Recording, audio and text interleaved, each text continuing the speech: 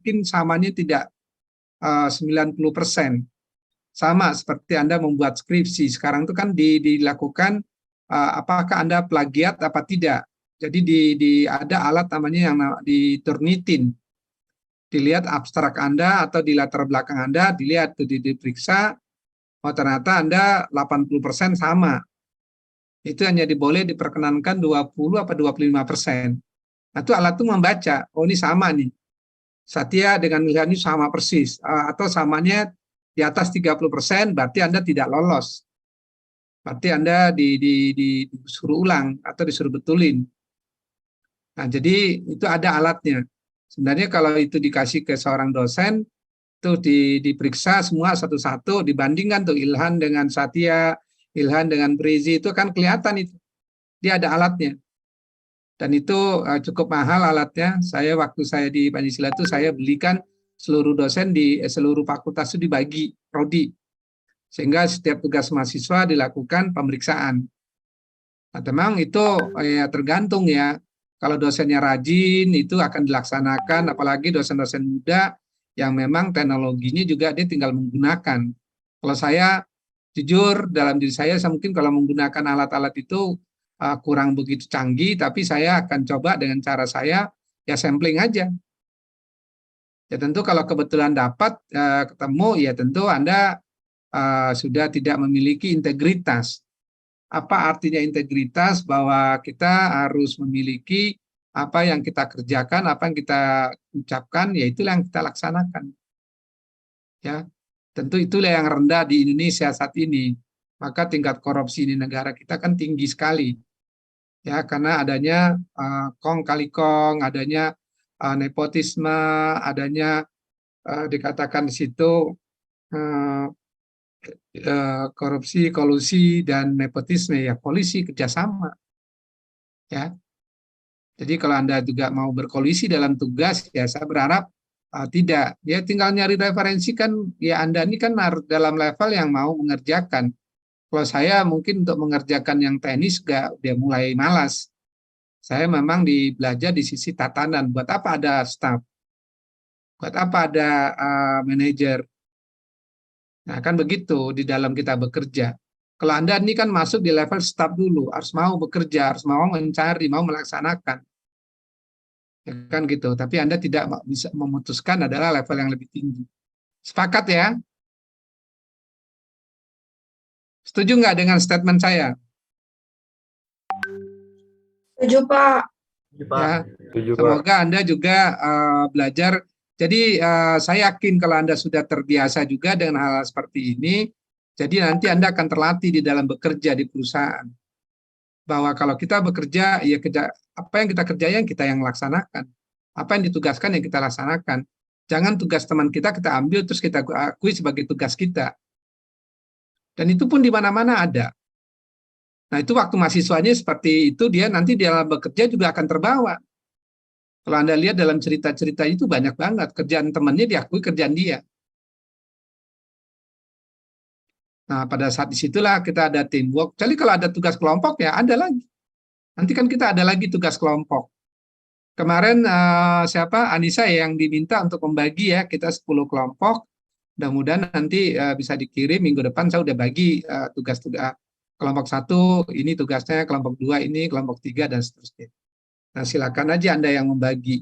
Karena kita minta 10 aja dan nanti itu tugas itu dibuat setelah UAS dipresentasikan. Anda buat makalahnya, Anda juga buat PowerPoint-nya untuk dipresentasikan. Nanti di-share ke semua teman, ke semua kelompok. Sehingga itulah bahan referensi Anda, bacaan-bacaan Anda. Karena kalau mau ada video ya silakan juga. Kalau ada flowchart-nya. Sekarang kan belajar tuh saya lihat banyak yang YouTube, dengan YouTube orang belajar. Banyak juga anak-anak sekarang yang memang senang berbagi dengan dia bikin YouTube-nya. Sehingga dia kalau orang mau baca ya silakan, orang mau nonton ya silakan. Nah, itu kan kita dikasih kemudahan betul di dalam proses belajar. Ya kalau dulu kan sulit sekali ya. Kita belajar tuh memang harus melihat, terus bertanya langsung. Terus sekarang bisa juga dengan melihat itu tidak datang langsung tapi melalui video atau melalui YouTube dan seterusnya.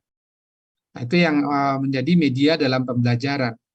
Nah, sebenarnya dosen-dosen yang muda itu dia lebih canggih ya dalam belajar. Kalau saya transfer knowledge-nya adalah memang lebih cenderung dari banyak menceritakan atau dengan data PowerPoint dan seterusnya. Oke ya, mudah-mudahan Anda sepakat dengan saya semua. Ini melatih kejujuran kita, melatih kesadaran kita sendiri, sehingga Anda menjadi terbiasa ke depannya. Ya, tentu tugas itu bukan untuk dosen. Tugas adalah Anda belajar untuk mengerjakan tanggung jawab Anda. Ya, jadi itu ya, Anda selalu pegang prinsip itu. Tugas itu bukan untuk dosen. Tugas itu adalah melatih diri Anda. Maka siapkanlah tugas itu dengan baik. Berikanlah, rapikanlah tugas itu dengan baik, sehingga Anda akan terlatih itu nanti. Sehingga pada saat Anda bekerja di perusahaan, di sebuah organisasi, ya kalau ada tugas, Anda mengerjakannya dengan baik, dengan hati yang senang. Kalau sekarang memang nggak dibayar. Tapi kalau di perusahaan Anda bekerja dibayar. Beda ya. Tapi kan ini satu proses buat Anda. Nah, itu yang saya ingin ajak Anda selalu seperti itu, dan bagaimana Anda melatih diri, kan gitu.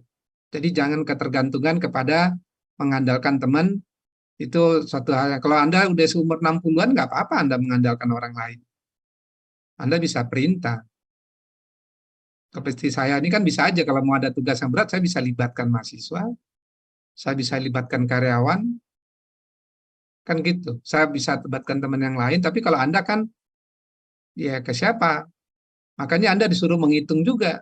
Walaupun menghitung itu sudah menggunakan teknologi, ya kan? Misalnya Anda belajar statistik, sudah ada teknologinya. Tapi kan tetap manualnya kita tahu proses. Kan gitu. Kadang-kadang memang mahasiswa bilang, Pak, buat apa ada teknologi, kita masih belajar ngitung manualnya? Ya sama, Anda belajar 5 kali 5 gimana? Nggak selalu harus pakai kalkulator kan? Harus bisa di dalam otak kita bekerja. Kan gitu. Nah, ini yang saya dorong ya. Mudah-mudahan Anda sepakat dengan saya. Oke, sebelum kita teruskan, saat kemarin kita udah sampai ke, saya coba share screen yang ada.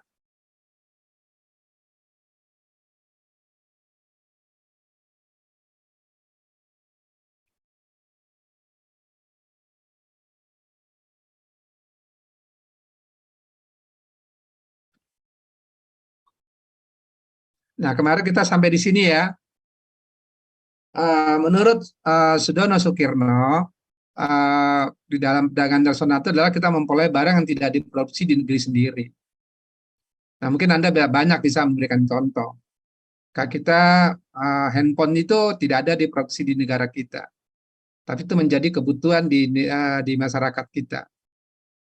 Sehingga mau nggak mau kita beli, maka orang menjadi importer, jadi pengusaha lah dia, kan gitu. Terus juga dengan adanya spesialisasi, orang menjadi keuntungan, ya. Nah, kalau kita yang menjadi keunggulan kita di sisi yang mana? Kita kena faktor alam, kita banyak unggulnya dari sisi makanan, atau dari sisi hasil laut, hasil hasil hutan dan sebagainya. Dulu orang pohon-pohon itu menjadi dijual itu seluruh ke negara-negara lain. Nah, sekarang kan fungsi kayu sudah mulai diganti oleh apa namanya, aluminium, ya kan? Nah, dulu orang ada kaso atau papan, sekarang udah diganti semua stainless dan seterusnya. Jadi itu, nah sekarang papan pun udah banyak yang berbubuk dan seterusnya kan gitu. Nah, yang keluar, yang ketiga adalah menurut Sudono Sukirno, perdagangan internasional adalah memperluas pasar. Makanya sampai ada, kenapa ada Toyota di Jakarta, kenapa ada Honda di Thailand, nah, itu kan dia memperluas pasar. Kenapa ada Suzuki di India? Dia tahu India itu negara yang terbesar juga penduduknya, di sana nggak ada mobil, ya di sanalah dia bikin produksi. Nanti setelah dia bikin di India, harganya murah, dibawalah ke Indonesia. Nah, kita juga ada beberapa keunggulan karoseri yang dibuat di Indonesia. Nah, terus yang terakhir menurut Sudono Sugierno adalah transfer teknologi modern. Nah, jadi inilah yang saya katakan tadi, rangkuman kuliah tadi, ini Anda ceritakan kembali. Ya, bagaimana Anda merangkum ini semua, kan gitu. Nah, kemarin kita sampai di sini. Nah, di dalam teori keunggulan perdagangan internasional ada yang kita sebut dengan absolute advantage theory. Ini teori yang kuno banget. Tapi ini dasarnya ini dulu. Adam Smith bilang, satu negara dikatakan memiliki keunggulan mutlak apabila negara tersebut mampu memproduksi lebih banyak barang dari negara lain dengan menggunakan sumber daya produksi yang sama. Dengan keunggulan itu mereka akan memperoleh keuntungan dalam perdagangan internasional. Ya, kenapa Cina Anda lihat? Karena Cina itu dia memproduksi dalam jumlah yang besar.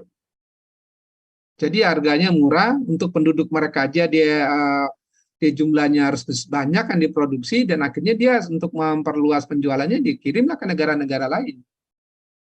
Nah, kemana yang dijual termasuk ke Indonesia? Ya, maka produk-produk Cina itu banyak di Indonesia, ke India, dan sekarang kalau Anda mau lihat ya kemana-mana itu produk Cina semua. Ke Australia, saya lihat juga ternyata itu made in Cina juga. Orang Indonesia datang jalan-jalan ke Australia beli karena oleh-oleh gitu ternyata itu buatan Cina. Kita ke Arab Saudi, Anda umroh atau berangkat haji, pulang-pulang beli sesuatu juga tertulisnya made in China. Ke Eropa juga begitu. Nah, kenapa dia menjadi keunggulan di dalam mereka? Karena harganya murah. Kenapa dia murah? Karena dia produksinya massal. Ya kalau dibuat satu ya mahal. Nah kan gitu. Jadi inilah yang kita sebut dengan adanya absolute advantage atau teori Adam Smith. Nah berikutnya ada komparatif. Ini kalau Anda belajar waktu di sekolah SLTA ini kan ada. Lalu dikemukakan oleh David Ricardo, satu negara dapat melakukan perdagangan internasional meskipun tidak memiliki keunggulan mutlak, ya ini dengan berspesialisasi pada barang yang memiliki kekurangan yang kecil dibandingkan dengan produksi barang lain. Jadi dia komparatif itu dibandingkannya dengan satu barang dengan barang yang lain. Sehingga dia memiliki keuntungan-keuntungan yang mau tidak mau menjadi adanya keunggulan di dalam perdagangan tadi. Jadi pada dasarnya perdagangan internasional itu muncul karena adanya keunggulan mutlak dan keunggulan komparatif. Kan gitu. Nah, ini contoh bentuk perdagangan internasional. Perdagangan bilateral yaitu perdagangan internasional yang dilakukan oleh dua negara, Indonesia, Jepang, dan Amerika, dan Australia. Jadi G2G istilahnya. Ya, dua negara, government dengan government. Ada lagi nanti B2B. Ya, itu adalah antara bisnis dengan bisnis. Nah, makanya kemarin tuh kita bilang kenapa kita membeli minyak tidak melalui ke negara yang sumbernya langsung. Nah, di situ ada perantara, B2B-nya ada, bisnis-bisnisnya. Kalau gitu kan tidak menghidupkan negara lain. Kenapa kita beli senjata harus melalui ke perusahaan lain? Dulu ada lulusan politeknik itu adalah dia malah jadi sebagai perantara atau penjual, orang beli pesawat harus melalui dia, beli senjata melalui dia. Wah. Jadi dia adalah sebagai rekanan dari Kementerian Pertahanan. Nah sekarang itu yang dipotong oleh Prabowo sebagai Menteri Pertahanan, kalau kita mau beli senjata kita langsung ke negaranya. Jadi tidak pakai perantara lagi. Kalau perantara jelas dia ngambil apa biasanya? Apa yang diambil oleh perantara? Ada komisi kan? Ada keuntungan. Nah kan itu terjadi. Nah, yang kedua di sini dikatakan perdagangan regional, yaitu adalah perdagangan dilakukan oleh negara-negara yang berada dalam satu kawasan. Ya, kita misalnya kita masuk di kawasan ASEAN Free Trade Area. Ada lagi AFTA ya. Itu juga AFTA ada beberapa istilah tuh. Saya juga udah lama nggak mengikuti perkembangan tersebut. Nah, itu ada negara di Eropa. Ya, sesama Eropa, mereka menggunakannya mata uang Eropa dan seterusnya. Nah, perdagangan multilateral itu perdagangan dilakukan oleh banyak negara. Nah, saya bertanya kepada Anda, kenapa sih kalau dalam perdagangan internasional itu orang menggunakannya kursnya adalah dolar? Ada yang bisa bantu saya nggak? Coba Tere. Kenapa ya Tere? Dalam perdagangan internasional itu? Karena saya kurang tahu juga sih Pak. Boleh cari dulu gak Pak? Boleh. Anur juga boleh. Kenapa Anur?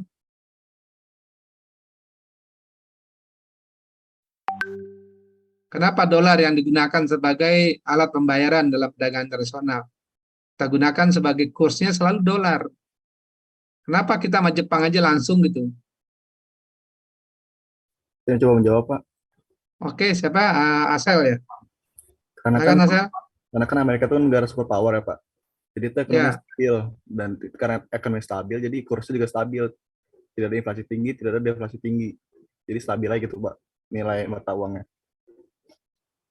oke. Karena satu catatan dari Asel bahwa karena di negara ya, negara superpower, sehingga nilai mata uangnya adalah stabil, sehingga dia bisa mengendalikan dalam pembayaran itu adalah dengan menggunakan kurs dolar. Oke, satu alasan. Ya, boleh aja itu kan nggak, kita tidak cari benar, tapi kira-kira argumennya apa sih?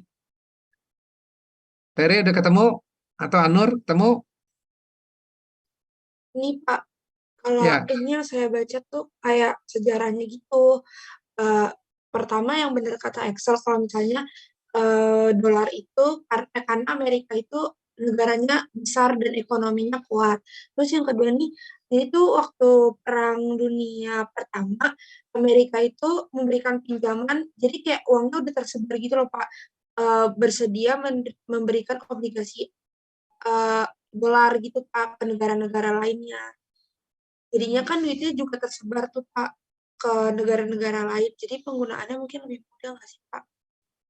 ya. Jadi ya bisa ya bahwa Amerika tadi intinya memang dia negara yang kuat sehingga dialah yang sebagai pedoman di dalam perdagangan. Sebenarnya Indonesia dengan Cina tadinya mau coba langsung. Maka Cina ini sekarang berusaha bagaimana kita menggunakan mata uang Cina untuk melakukan transaksi. Tapi itu kan belum bisa berhasil. Ya bagaimanapun setiap bank itu belum mau memegang uang juga dalam bentuk yuan. Misalnya Bank Indonesia, bank-bank di Indonesia, dia punya stok dolar. Ya, dan begitu juga cadangan negara itu adalah dolar yang digunakan. Tapi dia tidak pernah menggunakan yuan gitu. Ada, tapi tidak begitu besar. Nah, itulah yang menjadi hambatan untuk merubah dan melakukan bagaimana tidak dolar. Sebenarnya sudah ada beberapa keinginan.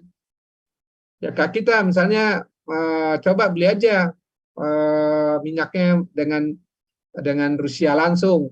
Nah, kemarin sudah kita diskusikan kenapa? Ya karena kita takut juga. Karena kita masih paling orang ledekin dalam bahasa sehari-harinya dibilang ya paling kita pre dulu lah makan McD, pre dulu lah makan KFC katanya gitu loh. Ya artinya kan padahal kita nggak usah khawatir juga, tapi ya tentu ada yang secara perdagangan mungkin ya saya juga tidak ahli di bidang perdagangan tersebut, tapi kemungkinan bisa terjadi hambatan terus. Oke, kalau Anur kamu temu apa Nur? Nah, kalau saya baca sama aja sih Pak, kayak Tere yang membahas tentang perdagangan dunia, sama kayak Excel yang negara Amerika itu negara superpower gitu Pak. Ya. Oke, terima kasih. Jadi intinya ya tadi sudah ada 3 pendapat, Asel, Tere, dan sudah juga melihat dari sumber dari internet, Anda lihat ya memang dasarnya itu. Nah tentu memang itu yang kalau saya melihat tadi bahwa semua negara itu punya stok dolar. Setiap bank sentralnya dia punya stok dolar. Sehingga itulah sebagai cadangan negara dia, ukurannya itu. Nah kalau kita mau berani merubah, nah itu ya itulah satu kesepakatan dari negara-negara lain juga. Nah, maka sekarang sudah mulai juga sedikit banyak di ASEAN udah mulai, misalnya kalau Singapura mau terima rupiah, kalau di Brunei mau terima rupiah, Malaysia juga mau terima rupiah, sebaliknya kita juga mau terima dolar Singapura di sini kalau orang transaksi dan seterusnya. Nah, itu kan sangat bagus. Tapi kan kalau kita tetap orang mau transaksi dulu melakukan kurs dulu. Kita mau ke Singapura tukar dolar dulu, dolar Singapura. Kita mau ke Malaysia kita tukar dolar ringgit dulu. Nah, sebenarnya juga nggak perlu juga nggak apa-apa. Misalnya kita ke Jepang, kita nggak perlu bawa yen, tapi di sana aja kita ambil dari ATM-nya. Tapi nilai kursnya berbeda sekali. Dan biaya ngambilnya juga ada kena cas juga itu. Saya juga pernah kayak gitu, saya ambil di negara saya kan karena nggak ada uang lagi, saya ambil di ATM-nya dia. Pakai mata uang mereka, tapi saya lihat kursnya beda. Tapi karena kita berpikir, udahlah kita di negara orang lagi kita butuh, ya udah. Itulah nilai yang harus kita bayar. Tapi kalau kita tukar di sini misalnya melalui money changer, kalau Anda lihat orang bisnis money changer itu apa sih bisnisnya dia? Kan ada nilai kurs jual dan kurs beli. Betul nggak? Anda tahu kan? Kurs beli itu mana yang lebih besar? Kurs beli itu artinya apa? Mana yang lebih tinggi harga kurs beli apa kurs jual? Beli. Kurs Nah, jual kalau ya, Pak? Hah? Jual, Pak. Kurs Nah, beli. dari sisi kalau kita ke money changer itu kan dia ada tuh kursnya itu. Coba, kenapa? Kalau menurut siapa tadi yang bilang kurs jual? Saya, Pak. Ya, siapa? Stefani, Pak. Stefani, gimana coba Stefani Anda bacanya? Coba Anda lihat nilai kurs. Kalau kurs jual itu kan bank yang menjual ya, Pak. Jadi ada selisihnya kalau bank membeli itu lebih rendah daripada bank menjual, Pak. Ya, tadi yang beli, yang mengatakan kurs beli lebih tinggi, Ya, kalau dari pandangan konsumen ya beli lebih tinggi, Pak. ya tentu memang dari sudut pandang melihatnya ya. Tapi pada intinya Anda sama maknanya kan? Kalau lihat, tapi yang tertera kalau Anda lihat nilai kurs saja Anda lihat. Sekarang kalau Anda lihat di Google Anda, mana lihat nilai kurs itu yang mana? Kurs jual, kurs beli, ada kurs tengah. Ya kan, misalnya Anda lihat aja bagaimana. Saya juga ini sedikit nih biar ini kan persepsinya aja. Nah, itu bukan betul salah kita carinya, tapi kita memaknainya. Kalau di Google sih jawabannya kurs jual lebih tinggi atau lebih mahal dibandingkan dengan kurs beli, Pak. Nah, berarti kan dari sisi Konsumen. bukan dari sisi dari sisi produsennya. Kurs jual kan kalau dia jual lebih mahal kan? Coba Iya, tadi Pak. siapa? Lebih tinggi, Pak, kalau kurs jual. Tere, Pak. Ya, kurs jual lebih tinggi Iya, daripada kurs beli. iya, Pak. Nah, berarti artinya itu dari sisi kalau kita mau beli, berarti dia yang jual kan? Ini kita sebagai konsumen nih, Anda mau tukar dolar. Misalnya $1 sekarang 14.900 atau hampir 15.000. Berarti $1 Anda harus bayar 15.000. Kan gitu. Itu kalau Anda, nah tapi kalau kita lihat kurs jual dan kurs belinya, disitulah kita akan jadi tahu nih. Coba saya juga memaknainya. Kurs beli, kurs jual dulu. Pak, kayaknya gini deh, Pak. Kalau Ya. misalnya, kenapa? Ya, silakan. Kalau kurs beli kan rumusnya mata uang asing dikali rupiah. Terus kalau kurs jual kan rupiah dibagi sama nilai asing. Jadi sebenarnya totalnya sama aja ya, Pak ya? Ya, jadi aman. Jadi gini, kalau saya mengetik ya, kurs transaksi Bank Indonesia hari ini, kurs beli itu lebih tinggi daripada kurs jual lebih tinggi daripada kurs beli. Artinya, kalau kita dari sisi konsumen, kalau kita mau beli dolar, berarti lebih mahal daripada jual ke mereka. Misalnya Anda punya uang nih, sisa dari luar negeri. Nah, terus Anda mau jual ke money changer, dia bayarnya lebih murah. Gitu. Betul nggak? Statement saya. Betul, Pak. Nah, kalau saya mau pergi ke luar negeri, saya mau tukar dulu dolarnya Singapura. Saya datang ke mereka. Nah, dia yang berlaku adalah kurs jualnya dia.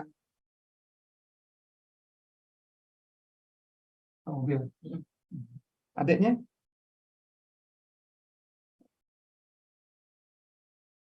Coba, dia paham belum? Benar, Pak. Ya, itu menanya istilah ya. Kalau saya juga barusan kurs transaksi BI ini hari ini, di mana kurs jual itu lebih tinggi daripada kurs beli. Tulisannya kan begitu. Artinya apa? Kalau kita membeli di situ dengan rate-nya adalah ini di sini Australian dollar adalah 10.020 rupiah. Kalau kita mau beli jual ke dia 9.918, artinya dia yang jual harganya 10.000, kalau dia yang beli 9.900. Hampir ada bedanya 100, ya 100 lah. Itu ya pemahamannya. Mudah-mudahan Anda bisa pahami, itu hanya istilah dan kita cara membacanya aja.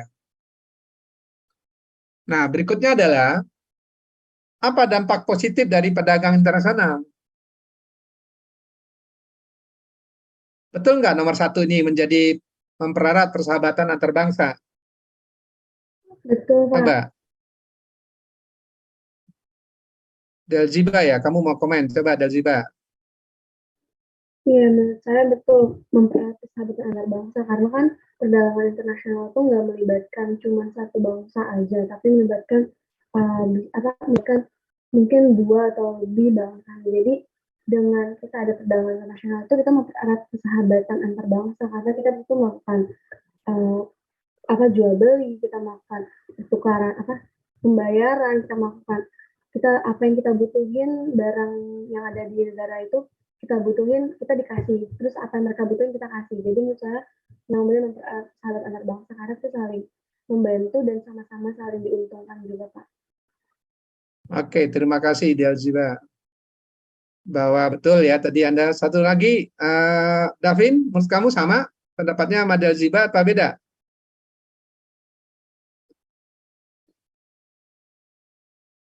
Oke, yang ada beda pendapatnya? Rizi, kamu pendapatnya sama juga apa beda? Mungkin saya mau nambahin aja Pak, Boleh, silakan. dengan adanya perdagangan internasional mungkin nanti yang darinya cuma keterkaitan dengan hal-hal perdagangan nanti bisa lanjut ke hal kerjasama lainnya di antara dua negara. Seperti itu Ya, Pak. jadi betul ya, perdagangan itu kan harus saling menguntungkan ya. Betul nggak? Tidak ada yang perdagangan saling merugikan. Maka kalau kita secara Islam mengatakan kalau orang Islam itu kan harus ada akad di sana. Anda sepakat, ya jalanin. Sehingga diharapkan tadi dikatakan positifnya adalah dengan adanya perdagangan internasional, apalagi satu negara dengan negara lain, nah mereka saling ya memperkuat hubungan satu sama lain. Tadi sudah disampaikan Delziba, Dalvin dan Prizi sama, intinya betul ya. Nah, kalau yang kedua, menambah kemakmuran negara, dari sisi mana nih Anda melihat ini? Coba yang lain yang saya mau panggil dulu, soalnya kalau dipanggil kan, coba Ruth, menurut kamu gimana nih Ruth? Poin 2 Ruth. Poin 2 ya Pak? Ya. Kan di dalam perdagangan internasional ini misalnya kayak kita menyalurkan barang bahan-bahan kayak misalnya rempah-rempah. Jadi di negara lain itu yang mungkin tadinya harus memakai rempah-rempah sebagai bahan bakunya mereka, itu mereka bisa kayak semakin memajukan kayak untuk dari jenis-jenis makanan mereka gitu, Pak. Jadi penjualan mereka semakin tinggi juga, Pak, harganya karena adanya bahan-bahan baku daripada perdagangan yang dari negara tersebut, Pak. Oke, terima kasih, Ruth. Ya, bisa ya. Jadi dengan adanya kondisi perdagangan tadi, kita mengekspor ke rempah-rempah ke negara Eropa, nah negara-negara Eropa menjadi senang, menjadi terbantu dengan adanya barang-barang yang kita ekspor tadi. Kalau Stefani Desti, gimana pendapatnya? Masih poin 2.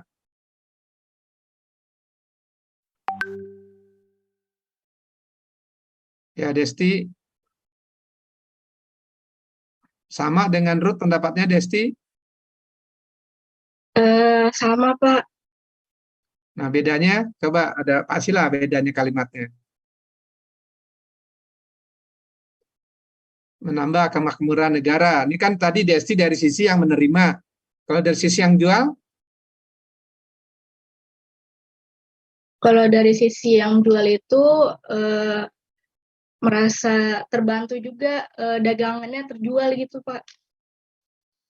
Ya tentu Anda lihat bagaimana suatu negara itu kalau ekspornya bagus wilayah tersebut, ya tentu ya masyarakat di sana akan tambah makmur, tambah sejahtera. Anda lihat bagaimana jahe itu bisa diekspor ke negara Jepang. Malah Jepang yang suruh menanam jahe itu di sini, nanti hasilnya dia diterima di Jepang. Maka makmurlah petani jahe. Petani jahe makmur, masyarakat di sana jadi bagus, ya pendapatan negara bertambah. Kan gitu. Nah, itulah yang inti dari sisi kemakmuran negara. Nah, poin 3, terima kasih Desti dan Ruth. Berikutnya adalah menambah kesempatan kerja. Betul nggak, Anissa? Gimana tuh keterangannya? Iya Anissa. betul Pak. Iya Pak, perdagangan internasional bisa menambah kesempatan kerja karena kan pertumbuhan ekonomi di suatu negara yang menjadi perusahaan pengekspor itu kan nantinya akan menerima banyak pesanan, jadi pasti akan membutuhkan banyak tenaga kerja juga sehingga akan menyediakan banyak lapangan kerja. Ya. Satu lagi, siapa yang mau komen? Atau sama dengan Anissa? Saya Pak, Ya, silakan. Satya. mungkin untuk kesempatan kerja seperti perusahaan asing juga menanamkan investasi dan mendirikan perusahaan yang ada di Indonesia dan dengan peraturan yang diatur sama pemerintah, itu juga termasuk menambah kesempatan kerja Pak, seperti Unilever yang mendirikan perusahaan yang ada di Indonesia. Nah, itu juga termasuk menyedot beberapa pekerja-pekerja yang ada di Indonesia Pak. Jadinya pekerja Indonesia juga mendapat kesempatan kerja juga lebih banyak gitu Pak. Ya, jadi 2 aspek ya tadi melihatnya investasi masuk, maka kesempatan kerjanya terbuka. Atau banyaknya pesanan barang dari luar negeri itu juga membuka kesempatan bagi orang-orang. Jadi 2 sisi yang melihatnya ya. Tadi Satya dari sisi investasinya, kalau Anissa dari sisi masuknya barang, banyaknya pesanan dari luar negeri, tentu mau tidak mau untuk memenuhi kebutuhan tersebut dia harus menambah produksinya, menambah kapasitas penjualannya atau kapasitas penjualannya meningkat, mau tidak mau dia harus menambah jumlah karyawannya untuk bisa memproduksi dan seterusnya. Nah, kalau yang dari sisi Satya kan melihatnya tadi kalau masuknya kesempatan kerja adanya investasi di negara kita, masuknya investasi asing sehingga untuk bisa memproduksi dan menghasilkan produk tersebut, ya tentu dia boleh menerima dan menambah tenaga kerja yang Anda lihat banyaknya kawasan industri. Makanya ada kawasan-kawasan industri sekarang misalnya Jababeka. Dulu kawasan industri itu hanya di kawasan industri Pulau Gadung. Sekarang ada namanya kawasan industri M2000. Sekarang ada lagi kawasan industri di daerah Kendal, Jawa Semarang sana. Kalau Anda di Jawa Timur ada lagi kawasan apa namanya itu ada tuh. Saya juga itu saya lihat kawasan-kawasan industri yang memang hadirnya industri di sana. Karena kan dia akan cenderung kalau kita belajar dalam teori pengantar bisnis, bagaimana kita mau bikin pabrik. Kenapa pabrik itu dipilih di daerah yang wilayah-wilayah yang dekat ke pinggir kota. Dulu Pulau Gadung itu pinggir kota hitungannya. Ya tahun berapa? Tahun 60-an, tahun 70-an. Sekarang Pulau Gadung udah nggak cocok lagi jadi kawasan industri. Maka kawasan industri berpindah. Nah sekarang daerah Subang menjadikan kawasan industri. Ya, itu yang mau dibangun sekian ribu hektar itu menjadi kawasan industri. Nah kebetulan yang jadi dirut PT JIP ya, Jakarta Industri Estate Pulau Gadung yang mengelola kawasan industri Pulau Gadung. Nah, itu sekarang dia mau bangun di Subang, itu negara, presiden yang perintah. Nah, kenapa di Kerawang, di daerah Cikarang banyak kawasan industri? Nanti di situ akan ada pelabuhan. Ya, sehingga pelabuhan karena memang bagaimana akses barang yang diproduksi, bahan bakunya bisa dari luar negeri atau dari daerah lain masuk di daerah pelabuhan, bagaimana dekatnya dari pelabuhan ke kawasan industri. Nah, dulu Pulau Gadung ke Tanjung Priok kan dekat. Ya, dekat. Cuman sekarang ya begitu dekat dikatakan tapi tetap macet, makanya berubah. Ya, jadi misalnya kalau di Makassar juga ada kawasan industri Kima namanya, kawasan industri Makassar. Jadi setiap wilayah itu ada dibikin kawasan-kawasan. Di Jawa Timur ada kawasan industri Gresik, itu juga ada pelabuhan di sana. Di mana ada pelabuhan, di situ ada bea cukai. Kan gitu. Pasti. Kenapa? Nanti karena akan ada barang yang keluar, ada barang yang masuk. Karena barang keluar, barang masuk, ada yang dibolehkan, ada yang tidak dibolehkan. Ada yang dilarang dan ada yang diizinkan. Oke, jadi Anda bisa menjabarkan, menambah. Nah, inilah yang dimaksud dalam penjelasan rangsuman Anda kuliah tadi. Dampak positif dan internasional Anda jelaskan. Jadi jangan poinnya juga menambah kesempatan kerja, tapi Anda tidak ada penjelasan. Jadi Anda memahaminya gitu. Oke, yang berikutnya mendorong kemajuan iptek. Saya mau coba, Pak. Ya oke, Tere, silakan Tere. Secara nggak langsung karena di dunia kayak di negara-negara besar tuh kemajuan teknologinya udah maju, Pak. Waktu mereka masuk ke negara-negara kita, tanpa kita sadari kita juga makin berkembang dalam teknologi ipteknya, Pak, kayak gitu. Karena dapat pengetahuan dari negara-negara besar tadi, Pak. Ya, setuju ya. Sebenarnya kalau insinyur-insinyur kita juga nggak bodoh-bodoh banget. Anda lihat pintar-pintar, tapi kadang-kadang dia menggunakannya yang nggak ini. Nah, kita lihat sekarang di Jakarta kita sudah ada bagaimana kita membuat jembatan. Itu kan juga arsitek dan ahli teknologi Indonesia. Misalnya kalau di Cina itu ya jembatan tuh antara yang panjang-panjang itu kalau kita kan baru jembatan terpanjang kan di Madura ya, Suramadu. Nah, kalau Anda lihat kalau yang di Cina itu antar pulau itu ada 3 jembatan. Saya pernah ke Hong Kong ya. Terus waduh saya lihat nih, saya pernah juga ke Cina, saya lihat jembatannya panjang-panjang banget antar bukit dengan bukit dibikin jembatan. Luar biasa mereka. Nah, itulah teknologi itu. Nah, kita sekarang orang sudah biasa menggunakan kereta di bawah tanah. Di Eropa ada semua itu kan kereta bawah tanah. Nah, kita baru mulai. Ada tuh di Tamrin di bawah itu kan Sudirman di bawahnya kan ada jembatan sekarang, ada kereta kan. Nah, Anda lihat tuh teknologi kan. Nah, banyaklah teknologi yang lain. Nah, itu juga masih digunakan untuk mengebornya itu, dia kan dibor itu. Nah, itu kan orang-orang teknik lah belajarnya kan gitu. Nah, betul. Makasih Tere. Sumber pemasukan kas negara. Siapa yang mau bantu? Saya, Pak. Ya, silakan. Davidnya apa siapa nih? Ilhan, Pak. Oh, Ilham. Silakan Ilhan. Ya, jadi bagaimana sumber dampak positif dari perdagangan internasional itu menjadi sumber pemasukan kas negara? Karena kan dalam perdagangan internasional itu ada kegiatan ekspor dan impor ya, Pak. Ya, Pertama dari kegiatan ekspor itu, ketika kita berhasil mengekspor barang dan jasa, itu bisa menjadi penghasilan dari negara. Jadi cadangan devisa di negara bakal stabil atau bahkan mungkin bertambah gitu Pak. Kemudian ya, dalam sisi impor, dalam kegiatan impor itu kan ada biaya masuk ya Pak. Jadi ketika barang-barang masuk, itu kan dikenakan biaya masuk. Itu juga bisa menambah devisa negara gitu Pak. Jadi bisa menjadi salah satu sumber pemasukan kas negara. ya. Jadi makasih Ilham, betul bahwa dengan adanya perdagangan internasional ini adalah sumber pemasukan kas negara.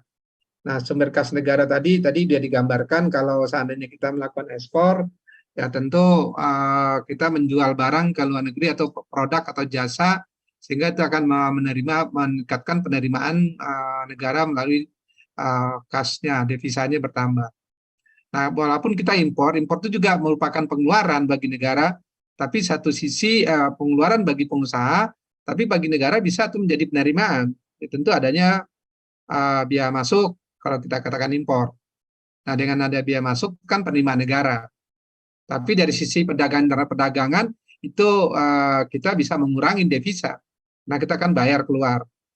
Maka nih kalau orang lihat, sumber cadangan negara kita terbatas nih. Kenapa? Impornya lebih besar daripada ekspor. Nah, tapi walaupun negara satu sisi ada penerimaan, tapi kalau secara total bisa aja kalau impor lebih besar daripada ekspor kan itu merugikan negara. Nah, makanya minimal kan ada keseimbangan perdagangan. Neraca perdagangan internasional itu kita baca di sana. Kenapa nilai kurs dolar naik? Nah, sekarang kita impor nih, minyak kita impor. Nah, saya ingin tanya kenapa menurut Anda, kenapa sih kita minyak itu impor? Memang Pertamina nggak bisa menghasilkannya. Kenapa menurut Anda? Kenapa kita ini masih impor minyak? Izin menjawab Pak. Hah? Ya, kan kita sudah bisa kan kita bikin minyak sendiri, tapi volumenya masih sedikit, sedangkan kebutuhan itu banyak banget. Jadi kurangnya itu kita masih impor. Jadi Pertamina itu punya, kalau Anda lihat ya, kita punya pengeboran minyak apa itu ternyata itu punya asing semua. Jadi kita tuh belum punya teknologinya bagaimana kita menggali sumur-sumur minyak itu. Nah, minyak itu akhirnya dibawa ke luar negeri. Disitulah kesalahan-kesalahan kita. Dulu kita merasa sumbernya banyak. Ternyata sumber itu dibawa ke luar negeri. Akhirnya minyak itu digali, dibawa ke Singapura, di luar negeri. Nah, kita belinya ke Singapura. Kan yang hebat dia kan. Nah, disitulah di dalam perjanjian apa itu kita nggak bagus dulu. Maka orang bilang bagaimana kontraknya. Chevron itu dulu gimana. Bagaimana dengan Exxon Mobil. Nah, baru kemarin Exxon itu diambil oleh pemerintah Indonesia, tapi udah kering sumurnya. Nah, yang mahal adalah untuk mendapatkan sumur itu. Sumur itu dibor, oh benar nih ada sumbernya di sana. Ini orang teknik lah, saya juga nggak terlalu, teman saya cara globalnya tahu sedikit. Kenapa kok kita, dan dulu saya berasumsi, kita punya sumber minyak yang begitu banyak. Tapi kenapa Anda lihat Timor Leste itu ingin pisah di Indonesia? Dikatakan di timur-timur itu banyak sumber minyak. Ternyata nggak ada, nggak bisa digali gitu loh. Kan nggak bisa juga, sama juga kata kalau Anda mau nyari sumber air di rumah Anda, kita mau pakai sumber air yang dari tanah. Kadang-kadang kita gali di sini nggak dapat itu. Oh, galinya di ujung sana nggak dapat.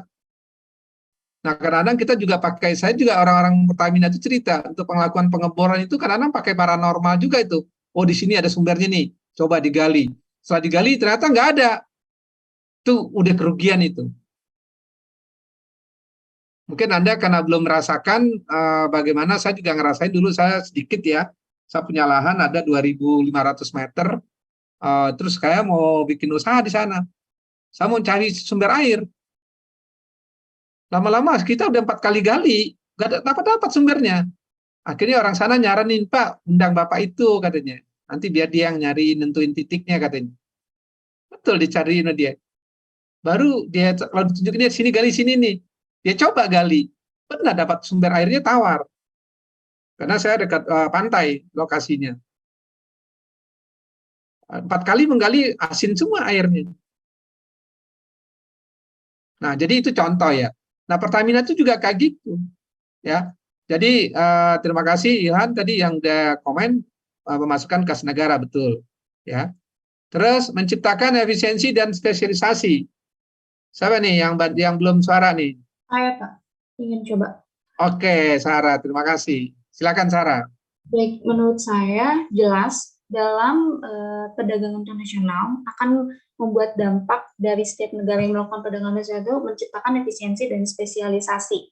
Dalam hal ini efisiensi yang dimaksudkan adalah bagaimana suatu negara yang melakukan perdagangan internasional dia akan mencapai efisiensi dalam segi mengatur sumber daya yang digunakan.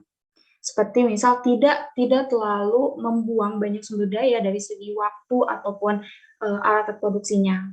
Lalu dari segi spesialisasi, perdagangan internasional akan memiliki dampak spesialisasi. Misal dalam perdagangan internasional kita tahu Jepang menghasilkan produk mobil. Nah, dalam hal ini berarti kita paham bahwasanya negara Jepang dia memiliki spesialisasi dalam memproduksi mobil. Itu seperti identitas dari negara tersebut yang menjadi spesialisasi negara tersebut. Ya, oke, terima kasih Sarah. Ada yang lain mau komen? Satu lagi. Silakan siapa yang belum ada suara, yang mau bersuara siapa? Hana coba atau Farsa boleh? Sama dengan Sarah apa beda? Sama Pak, kayak pendapat Sarah. Ya silakan gimana Anda punya pendapat pandangannya, coba bunyikan. Kalau menurut saya sih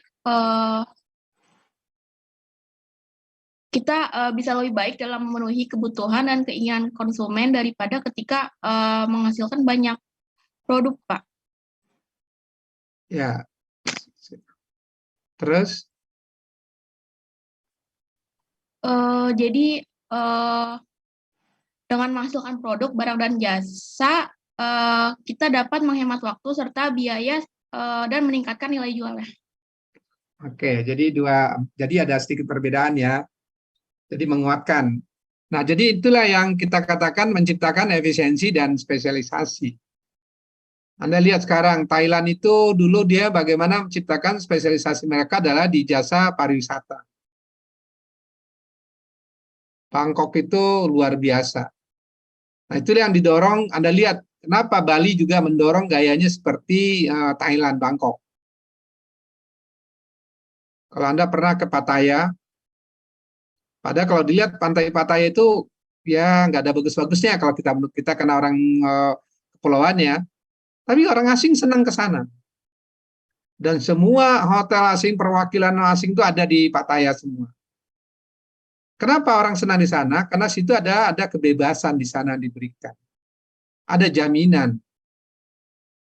Makanya kalau saya dulu kaget juga ya, bilang Thailand ini luar biasa ya pertumbuhan ininya, pariwisatanya. Maka kalau kita lihat Bali kemarin yang paling besar dampaknya Bali kemarin kan, waktu ada COVID, Bali nggak yang paling sengsara. Kenapa Bali begitu besar? Karena memang dia hidupnya dari pariwisata. Makanya untuk mendorong bagaimana Bali itu menjadi tetap tumbuh dan tidak ketinggalan, makanya dibikinlah G20 itu harus di Bali. Ada juga rapat-rapat BUMN dilakukan di Bali. Ya agar hidup. Anak saya betulan kerja, dia bilang dia rapat kerjanya aja harus di Bali. Kenapa? Ya BUMN mendorong pertumbuhan ekonomi Bali. Datang ke Bali cuman main golf doang, berangkat Jumat malam, Sabtu pagi main, Minggu udah pulang. Kan dua malam, mereka agar geliat ekonominya jalan. Nah, tapi yang dari asing kan belum, karena memang begitu mahal, tiket begitu mahal, orang pergi-pergi begitu mahal.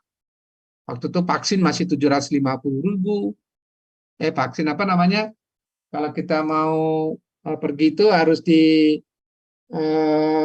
tes dulu Bapak, apa? Swab. itu apa? Ya swab, ya kan jadi lupa. Nah terus swab kan harus 750.000 dulu. Mau pergi-pergi swab aja bolak-balik 1,5.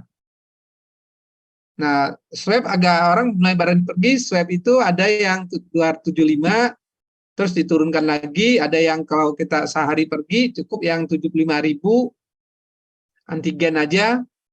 Nah itu kan juga mendorong.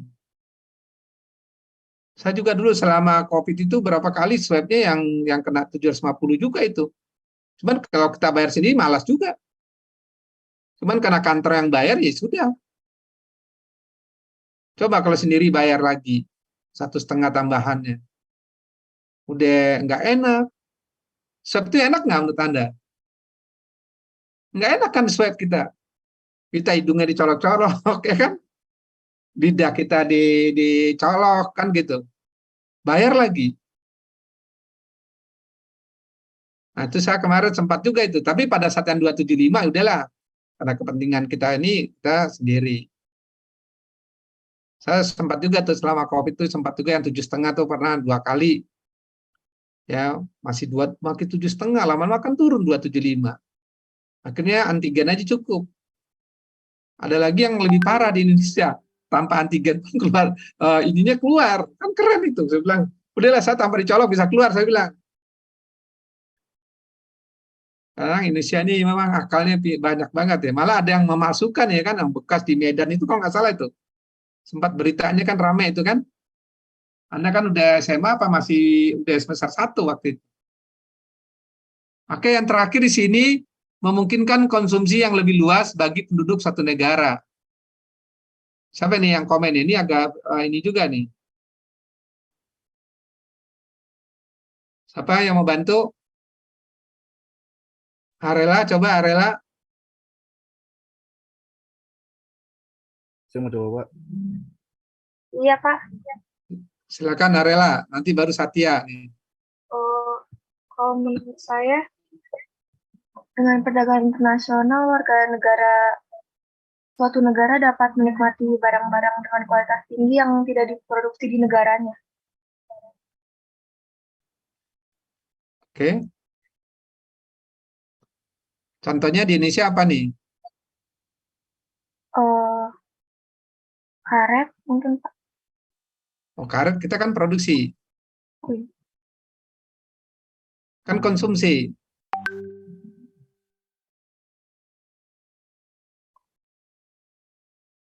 Oke, Arela. HP, Pak. Apa? HP, salah satunya. Ya. HP itu ada nggak produksi di Indonesia? Kenapa ya anak muda sekarang kalau HP itu senangnya Apple ya? Kenapa? Kayaknya terobsesi gitu. Kalau saya sih pakai Samsung aja cukup. Karena dia mungkin sistemnya kali ya, terkonek ya. Antara laptopnya dengan HP-nya. Terus juga dengan earphone-nya dan seterusnya gitu ya. Karena Samsung juga nggak jelek. Sekarang juga apa yang produk Cina, Oppo apa-apa tuh. Bagus juga itu katanya. Kan mendorong orang konsumsi kan? Coba, Arela kamu punya HP berapa? 1 apa 2? 1, Pak. 1. Terkonek nggak dengan laptop Anda? Iya. Tapi ada juga orang yang minimal HP-nya 2. Sekarang dia susah ya ganti-ganti nomor ya kan? Iya, Pak. Dulu saya beli nomor pertama kali mahal banget, 1 juta berapa ya nomornya? Sekarang nomor tuh sempat murah. 25.000 udah dapat pulsa, 10.000 udah dapat. Terus pakai buang, maka banyak teror kan. Tadi siapa yang mau bicara? Dalvin apa mau bantuin apa Satya? Ya, Pak. Asel, silakan Asel. Menurut saya tuh memungkinkan konsumsi yang lebih luas lagi penduduk suatu negara itu kayak kita variasi barangnya itu jadi lebih banyak, Pak. Kayak misal apel kemarin Bapak bilang kita ada apel Malang, terus karena ada perdagangan internasional kita punya apel Washington, apel New Zealand begitu. Jadi variasi barang yang bisa dinikmati penduduk tuh jadi banyak, Pak. Jadi ada pilihannya. Iya. Contoh Anda lihat dulu, Anda nih udah generasi yang ini nih. Dulu kita SMS saja 350 loh. Ada sekali SMS 1000. Wah, operator ini benar-benar menjerat kita dulu. Nah, sekarang konsumen dilindungi oleh pemerintah. Akhirnya ada kompetitor kan? Sekarang malah gratis. Anda istilahnya kalau pakai WA aja kan gratis. Ada lagi Telegram. Mungkin ada paketnya, ada seterusnya. Karena itulah ya, teknologi yang bisa mendorong kita. Ya. Jadi memungkinkan konsumsi yang lebih luas karena memang mendorong ya orang tuh mau belajar. Kadang-kadang produk-produk itu jadi murah. Saya juga kaget, kok murah banget nih produk. Nggak, orang mungkin kan yang lebih luas, orang jadi apalagi yang padat penduduknya ya banyak pilihan. Oke, berikutnya. Nah, dampak negatifnya ini.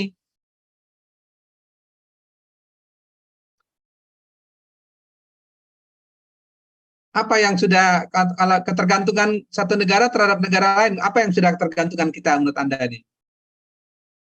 Kita di handphone ya. Sudah tergantung belum? Iya Pak, handphone, bahkan kendaraan juga Pak. Mobil. Ya, kendaraan.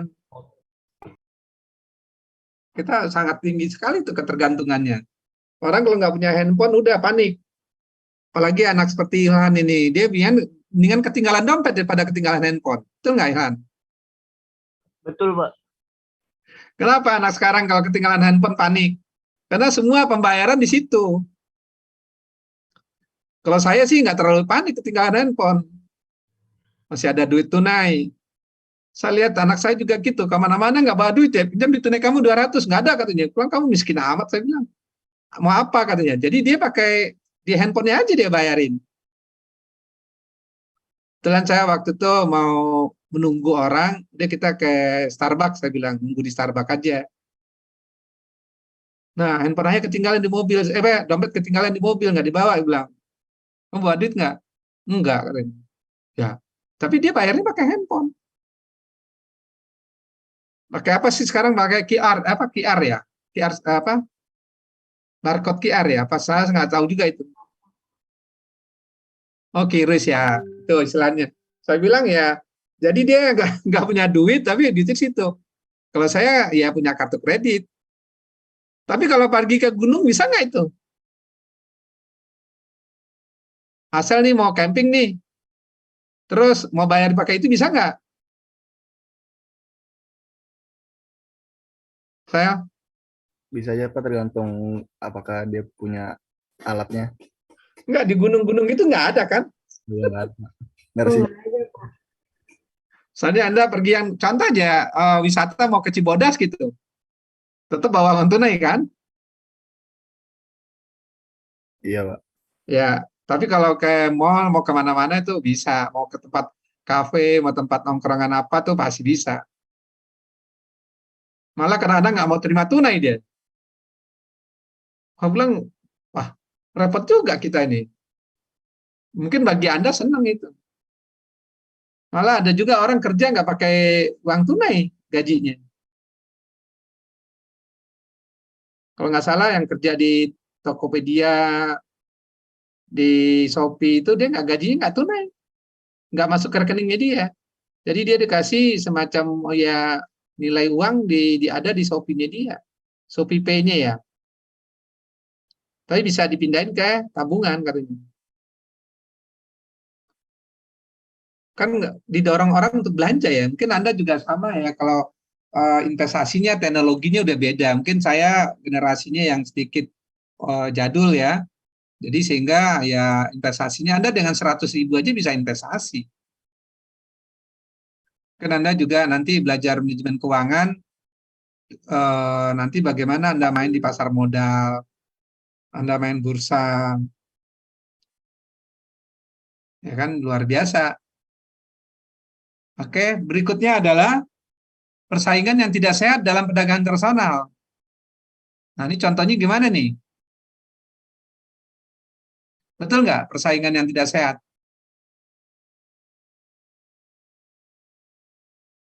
Betul, Pak. Gimana, Sel? Nah, kayak kemarin kan ada kasus juga Pak yang barang-barang dari Cina ternyata jauh lebih murah dari barang UMKM kita yang masalah di Shopee waktu itu. Jadi masyarakat tuh lebih condong beli dari luar negeri daripada barang lokal sendiri. Iya. Kenapa dia bisa lebih murah ya? Karena dia itu produksi massal tadi. Kita bingung. Wah, produk Cina kok murah-murah banget. Terus akhirnya orang cenderung beli produk dia. Apapun loh, maka saya bilang kita juga sangat-sangat heran. Sehingga produk-produk lokal dan UMKM kita nggak bisa maju. Nah, seperti yang dia di poin 3 ya, industri kecil kurang mampu bersaing dirinya. Karena dia ada produksi massal. Ini yang dilakukan oleh Menteri UMKM ya, Teten Mas Duki. Dia pingin UMKM itu yang maju bukan seperti pedagang bakso, bukan seperti pedagang mie ayam, dia bilang. Tapi adalah bagaimana industri-industri kecilnya itu yang bisa ekspor. Itu dia bilang. Dia mau memodali, tapi yang memang dia bisa ekspor. Nah, kemarin apakah di kelas ini ada yang nanya, apakah ada nggak Pak kesempatan kita? Banyak. Bagaimana Anda dilatih? Anda ikut dengan program kemitraan yang dilakukan oleh Kementerian BUMN. Nanti barang itu bisa jadi diekspor, Anda diikutkan pameran di luar negeri yang bayaran mereka. Nah, itu kan program CSR mereka. Nah, Anda lihat betul ya, di poin 3 dan 4 tadi ada korelasinya, masyarakat lebih memilih produk luar negeri. Karena dianggap murah. Dan yang kedua, juga dia secara kualitas juga mungkin bisa lebih baik. Dan akhirnya masyarakat menjadi konsumtif. Makanya orang bilang, wah, tekstil kita aja banyak yang tenggelam. Dulu kalau Anda lihat ya, Bandung, yang ada ke arah Majalengka sana, itu adalah daerah penghasil tekstil tuh. Sekarang banyak yang tutup. Kenapa? Tekstilnya dari Cina tuh murah-murah. Ya. Nah, sehingga akan ada penjajahan ekonomi oleh negara maju. Saya kemarin diskusi dengan ada orang di sini, tetangga saya, dia biasanya kan punya konveksi. Waduh, sekarang dia bilang menjerit juga dia. Wilayah saya sini dia banyak rumahnya, dia jadi 6 dia. Ada orang jual rumah dia beli, ada orang jual rumah dia beli. Sekarang susah katanya. Nah, neraca perdagangan dan neraca pembayaran kita bisa jadi minus ya. Tapi kalau ekspor kita lebih besar nggak apa-apa. Ya, kalau neraca pembayaran kita juga ya ini menjadi risiko bagi negara kita. Oke. Terus dampaknya juga bagi negara yang bersangkutan menurunkan biaya produksi melalui kenaikan tingkat produksi. Ya, skala ekonominya. Ya, di sini meningkatkan kemampuan konsumsi masyarakat.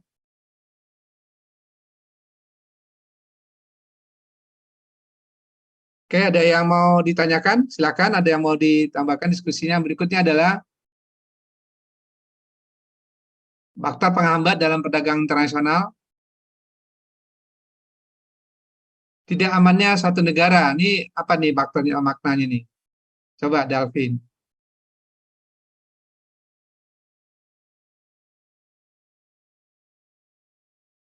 Ya, Dalvin.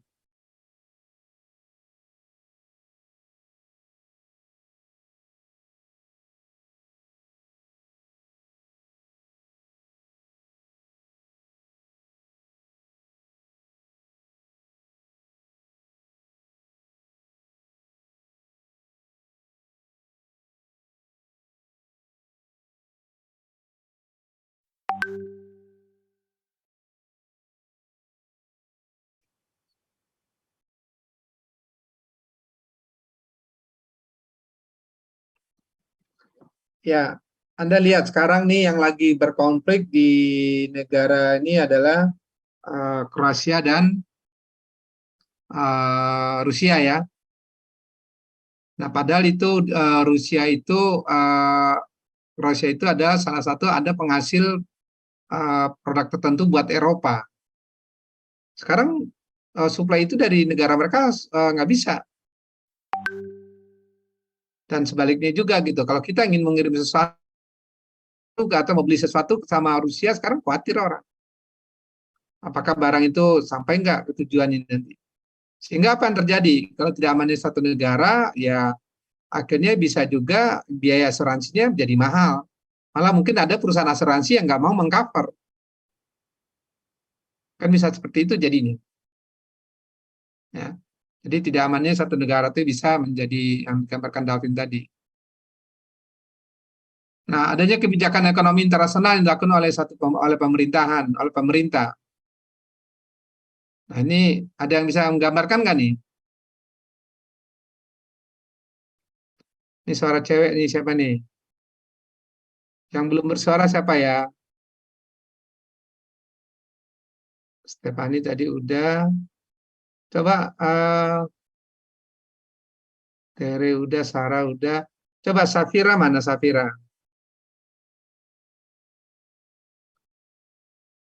Poin B, Safira.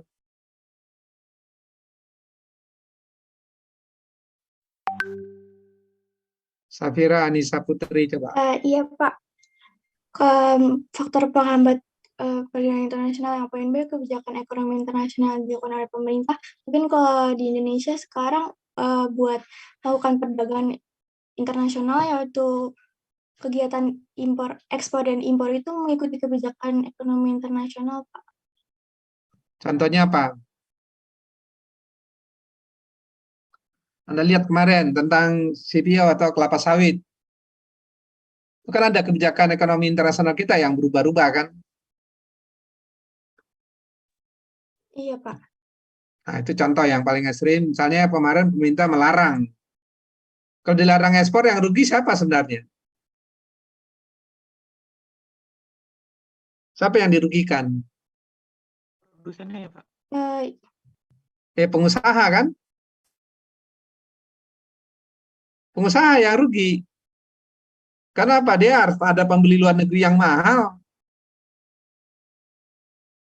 Kan gitu. Jadi adanya kebijakan ekonomi internasional yang dilakukan oleh pemerintah yang kadang-kadang berubah. Oh, ini nggak boleh impor ini. Ini nggak boleh diekspor. Yang tadinya boleh, sekarang nggak boleh. Kan gitu. Ya, tentu kalau seandainya ekspornya boleh ke luar negeri, kan petani senang. Nah, kan gitu. Jadi pemerintah kadang-kadang mengizinkan, kadang-kadang tidak. Jadi itulah yang menyebabkan adanya kebijakan yang berubah. Kalau tidak stabilnya kurs mata uang, gimana nih, Lan? Oh iya Pak, jadi kenapa bisa jadi faktor penghambat? Karena kalau mata uangnya tidak stabil tuh tidak stabil juga gitu Pak, harga dari barang yang diekspor maupun diimpor maupun jasa yang diekspor maupun diimpor gitu Pak. Jadi nggak Ya, ada karena harga tetapnya gitu, karena kalau misalkan mata uang naik mungkin harga jual juga akan naik. Jadi nantinya yang pengimpor tuh bakal kesulitan gitu dalam mengontrol biaya jualnya nanti di negara yang akan didatangkan barangnya gitu Pak. ya betul ya. Jadi kurs mata uang biasanya paling di dalam orang di pedagang internasional itu dia menggunakan istilahnya barangnya dipesannya 3 bulan ke depan baru dibayar. Kursnya berubah. Sehingga itu menjadi dia bayarnya lebih mahal. Nah, makanya kadang-kadang ada ya di dalam kurs pembayaran itu dia melakukan istilahnya hedging. Hedging itu adalah pada sekarang saya pesan dengan kurs sekian, nanti kalau perubahan nilai kurs pun dia tidak akan mempengaruhi. Saya tetap bayar dengan nilai yang sekian, yang sudah dibunyikan di situ. Ada itu istilah di dalam perdagangan tersebut dia di hedging dia. Ya, itu melindungi perubahan nilai kurs dalam pembayaran dagang internasional. Nah, kalau yang ini nomor D sih mudah ya. Jelas, kadang-kadang UMKM kita gangguan dari sisi kemampuan bahasa. Sebaliknya, kita bisa bahasa Inggris, di sananya nggak bisa. Bisanya bahasa negara mereka. Anda juga jangan berasumsi ya, negara Eropa itu semua bahasa Inggris, enggak. Ya, Anda ke Portugal. Banyak juga orang Portugal yang nggak bisa bahasa Inggris. Anda ke Spanyol. Nggak tahu, nggak banyak, nggak semua orang Spanyol bisa bahasa Inggris. Ya, nah tapi itu kalau anak-anak mudanya ya kalau Anda ke Bangkok ya banyak yang bisa bahasa Inggris. Coba Anda ke Cina, banyak juga yang sana nggak bisa pakai bahasa Inggris. Kenapa orang-orang Cina nggak mau belajar bahasa Inggris menurut Anda?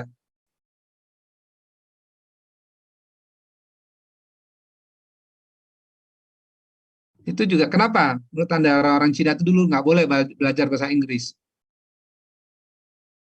Itu larinya ke poinnya juga bisa.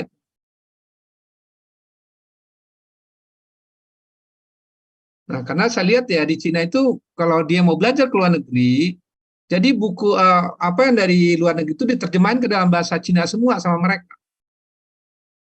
Sama Korea. Korea itu sudah mengirim orang-orang Korea belajar bahasa Indonesia ke Indonesia ini tahun 90-an, 80-an, maka orang Korea banyak yang bisa bahasa Indonesia. Ya, banyak banget. Nah, di kita terbatas orang-orang Indonesia yang mampu berbahasa Korea. Saya kaget juga kenapa orang Korea ini banyak belajar di bahasa Indonesia di Indonesia. Kalau Anda kita ke UI itu dia di sastra Indonesia itu orang-orang Korea di sini banyak. Sama seperti Jepang tahun 70-an, 80-an itu Jepang. Jepang udah duluan banyak belajar bahasa Indonesia. Nah, ternyata Korea ingin masuk dengan sisi budayanya kemana-mana, termasuk usahanya. Karena negara mereka dia sadar dia tidak memiliki keunggulan advantage. Absolute advantage-nya dia nggak punya, makanya untuk bisa menyaingi negara lain dia itu. Terus yang kedua, Korea itu kenapa lebih cepat majunya? Karena dia takut sama Korea Utara. Jadi kalau negara itu ada ketakutan, diancam oleh negara lain, jadi dia akan fight itu. Kenapa Jepang negaranya maju? Karena dia tahu sumber alam dia nggak bagus. Gempa paling sering di sana. Nah, Indonesia kenapa lambat majunya? Karena dia merasa sumber alamnya banyak. Jadi orangnya leha-leha. Orangnya santai. Anda lihat orang Jepang jalannya cepat-cepat nggak?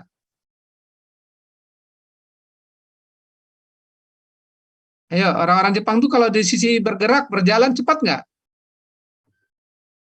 Iya, itu budaya-budaya yang mereka tanamkan, ciptakan. Kalau Indonesia santai jalannya. Kalau bisa sambil ngerokok dulu, sambil ini dulu. Nah, itulah orang Indonesia. Nah, generasi Anda jangan kalau bisa.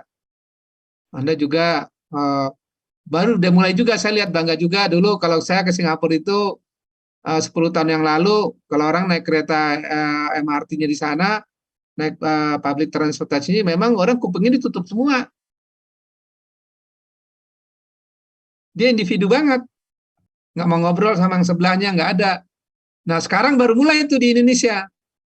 Anda naik Transjakarta, Anda naik ke KRL, nah, itu anak-anak muda sekarang kan kupingnya ditutup. Pak, Ya. maaf waktunya sudah habis, Pak. Oh iya, lupa ya. Oke, Anissa. Jadi apa nih kesimpulannya nih? Masih ada nih? Oh, belum kelar ini ya. Oke, kita lanjutkan minggu depan. Kalau gitu, jadi pertemuan kedua, minggu ketiga, kita lanjut minggu depan. Karena waktunya udah habis, mohon maaf. Dan saya senang juga kelas ini juga mau terlibat di dalam proses belajar. Jadi jangan berharap dosennya aja yang selalu membukakan pendapat. Anda juga harus mau. Dan yang kedua, Anda tidak diminta pun, ya kalau diminta, ya silakan. Nggak apa-apa. Dan itu merupakan aktivitas kita yang dinilai ya. Maka saya yang belum disebut namanya saya usahain untuk bisa disebut. Agar semua kelas itu aktivitasnya bagus. Tapi individu tetap ada. Oke, karena waktunya sudah habis, kita ketemu lagi Senin depan. Tanggal 26 dan 27 ya. Betul?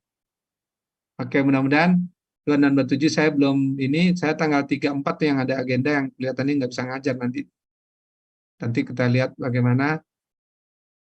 Itu saya nggak diambil juga, saya memperpanjang ada RCC dari